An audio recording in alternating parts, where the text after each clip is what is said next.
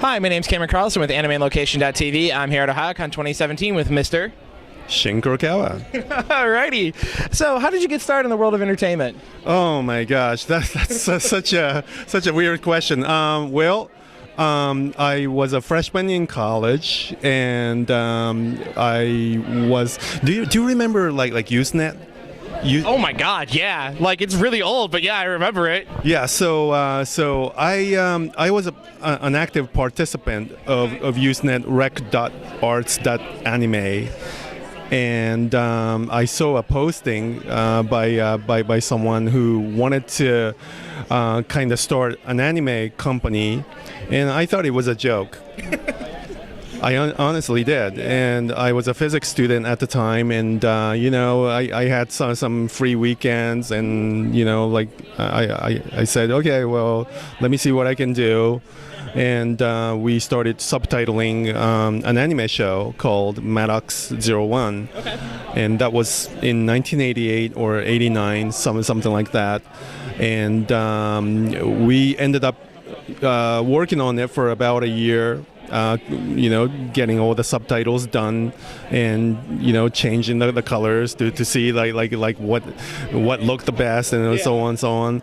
And then we really released it, and we sold several hundred copies, and we said to ourselves, oh my gosh, it's a legitimate business. Yeah. And so we worked on another title, and another. Eventually, we hit it big with Bubblegum Crisis. Yeah. And so I've done that for like 20 years. Too long. Yeah. 20 years too long. Yeah. That's wonderful to hear that it was just this random fluke and it was successful and you've had enjoyed going along that process. So it's wonderful to hear that. So you've been working in the world of entertainment, like you said, for over close to 30 years now. What yeah.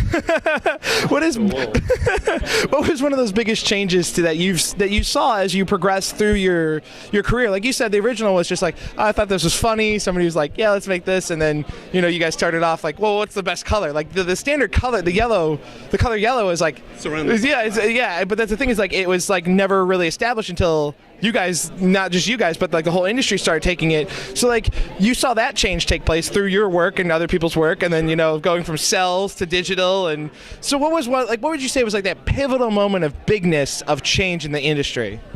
Well, oh my gosh, that's a tough question. But general change.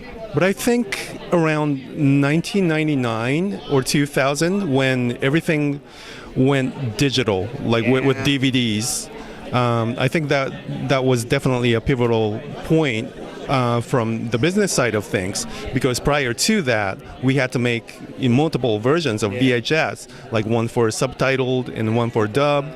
And with DVDs, you could integrate everything in one SKU, one product. So that was definitely, but at the same time, I knew that my days were kind of numbered, because with the digital, any sort of digital format, you can copy, and then you can as soon as you get your DVD released, it's on torrent the next day. Yeah, which is not good. No. Which we always discourage. We like it when you buy the legal copy. I like money. Everyone likes money. So you happen to work in the Robotech universe, knowing that it's a very historic and important anime. What is it like when you know that you're part of that history of the anime industry through Robotech? We've interviewed Mr. Richard Epcar, who's part of the Robotech family here in America, and Kevin McKeever. So what's it like when you do those? When you happen to chance to know that you're part of the anime lore and history, even with Bubblegum Crisis? I'm just honored that my name is being credited along with all of those guys. Yeah. Because I watched Robotech as a high schooler. I came to America when I was in high school, and one of the first shows that I watched on TV, American TV, was Robotech. And years down the road, here I am, like my name is on there. Yeah. It's a weird feeling.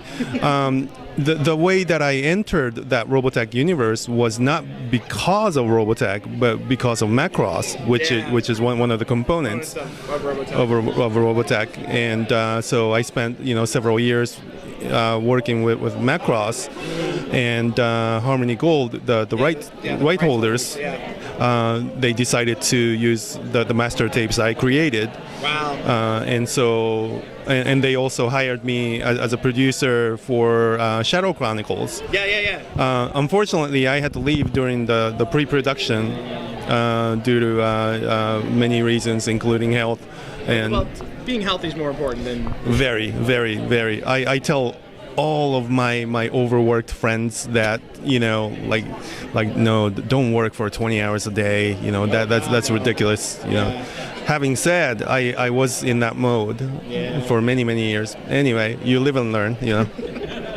Yeah, I've heard about that with some of the culture differences between America and Japan about the 20-hour male work hour weeks, and then here in America it's like, no, you can only work 8 hours a day. That whole change. So I've heard about that. So when you're working on live action titles versus anime projects, how do you approach them, and do you think they help one another?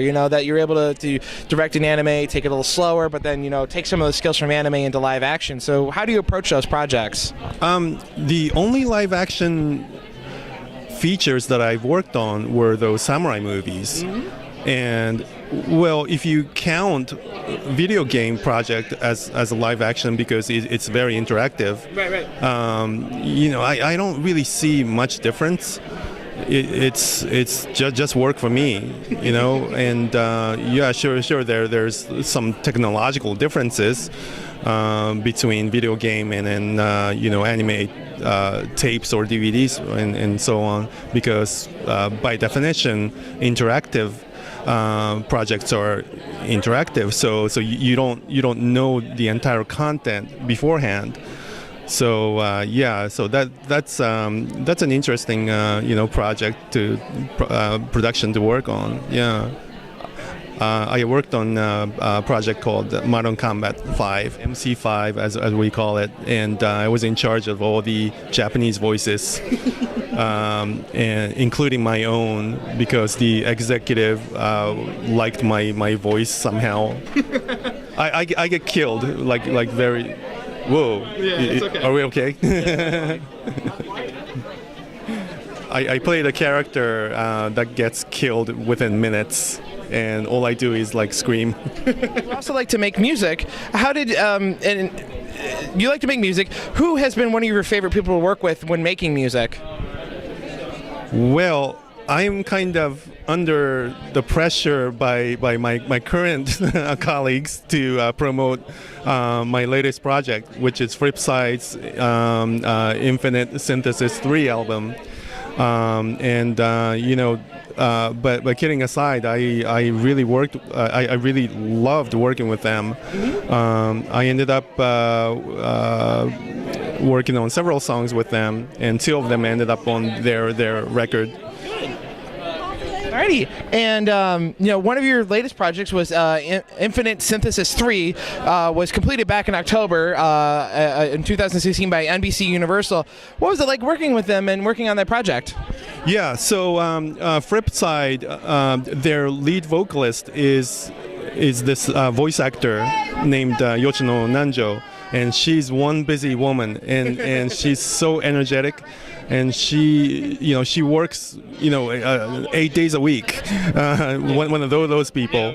Where that song really truly meant it's so true. And so 4 days out of each week, she's booked doing radio gigs and anime gigs and whatnot. So she has less than a day to do music. And so it was kind of hard to interact with her. We actually completed recording of it back in July or August, that time frame, and of course records take 2-3 months to package and so on. So it got released in October. The composer Satoshi Yaginuma, is one of my dearest friends and colleague.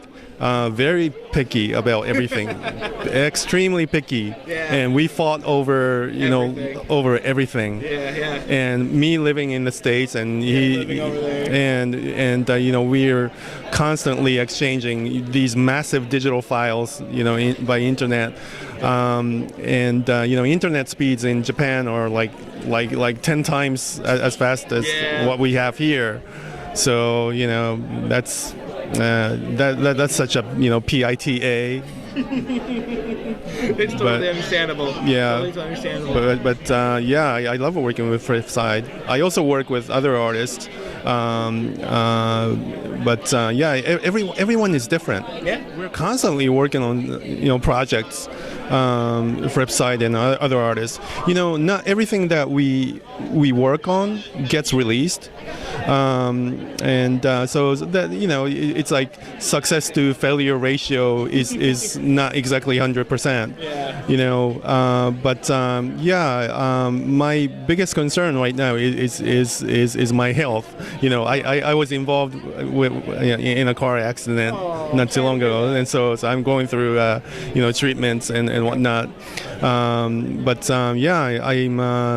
continuing to work on music projects, and hopefully we'll release something pretty soon. Well, it's wonderful to hear.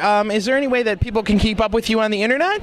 I'm on Facebook. Okay. Facebook, if you look for Shin Kurokawa, or I think my ID is like Shin.Kurokawa.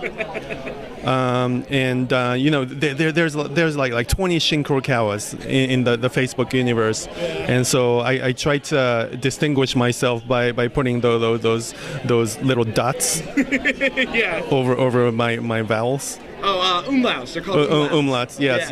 Yeah. Okay. Any other way to keep up with you, or just on that Facebook page? I do have Twitter, but I never use it.